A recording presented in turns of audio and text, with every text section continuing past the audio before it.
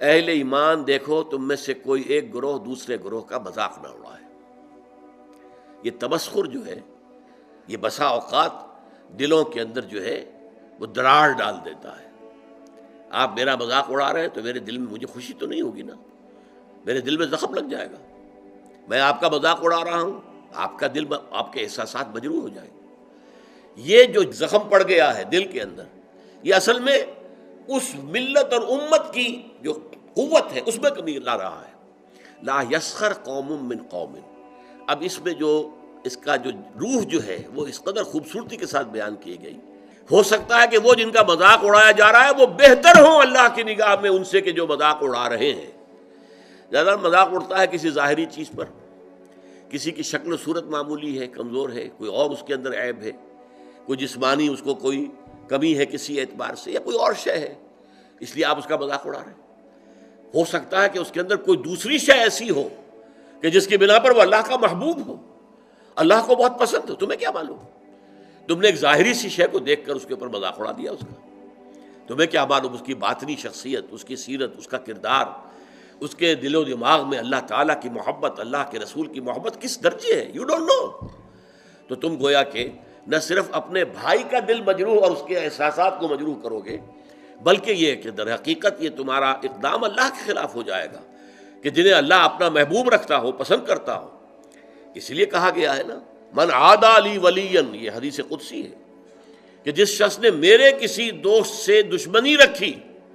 فقد آذنتہم، تو میں نے پھر ان کو الٹیمیٹم دے دیا ہے جنگ کا،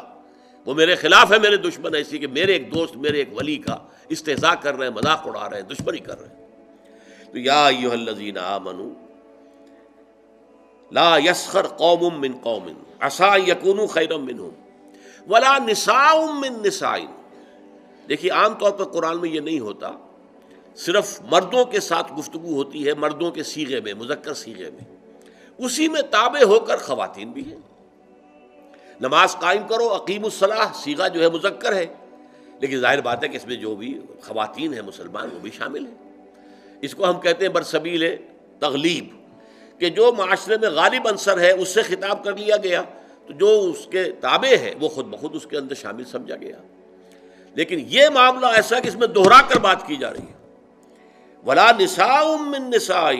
اور نہ ہی کوئی عورتیں جو ہے دوسری عورتوں سے مذاق اڑائیں، عسى ان یکن خیرا منہن، اس لیے کہ ہو سکتا ہے کہ وہ جن کا مذاق اڑایا جا رہا ہے وہ بہتر ہوں ان سے کہ جو مذاق اڑا رہے ہیں۔ چونکہ عورتوں میں یہ مرض زیادہ ہوتا ہے، جیسے چونکہ ان کا دائرہ کار محدود ہے تو ذہن کا بھی دائرہ اتنا ہی محدود ہوتا ہے۔ جب دائرہ محدود ہوگا تو چھوٹی چیزیں زیادہ بڑی نظر آئیں گی، ان کی اہمیت زیادہ ہو جاتی ہے، میگنیفائڈ ہو جاتی ہیں چھوٹی چیزیں۔ اب عورتیں جو ہے کسی کے لباس ہی کے اوپر فقرہ چست کر دیں گی، یہ تو بڑا پرانا فیشن تھا، یہ پتہ نہیں دقیانوسی کہاں سے آ گئی ہے، اس طرح کے کپڑے پہن کر،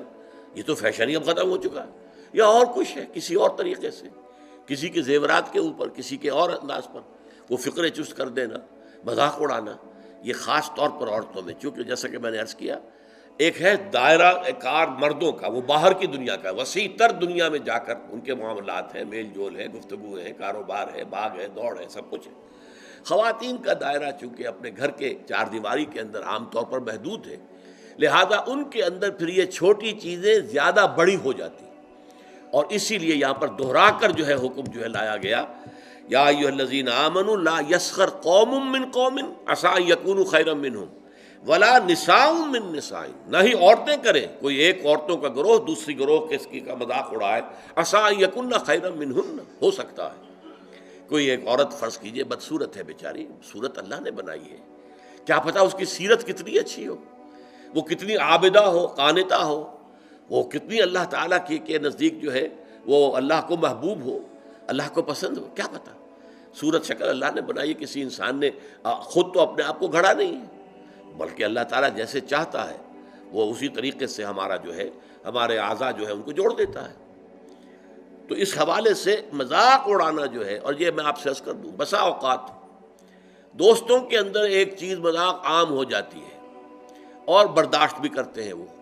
ٹھیک ہے مذاق ہے کوئی بات نہیں، لائٹ موڈ میں کہا ہے، کبھی ایسا ہوتا ہے نفسیاتی طور پر کہ اس آدمی کا موڈ کہیں آف ہے اور وہی مذاق آپ نے اس وقت کر دیا، وہ بالکل تیر کی طرح جا کر لگے گا. تو آپ کو نہیں معلوم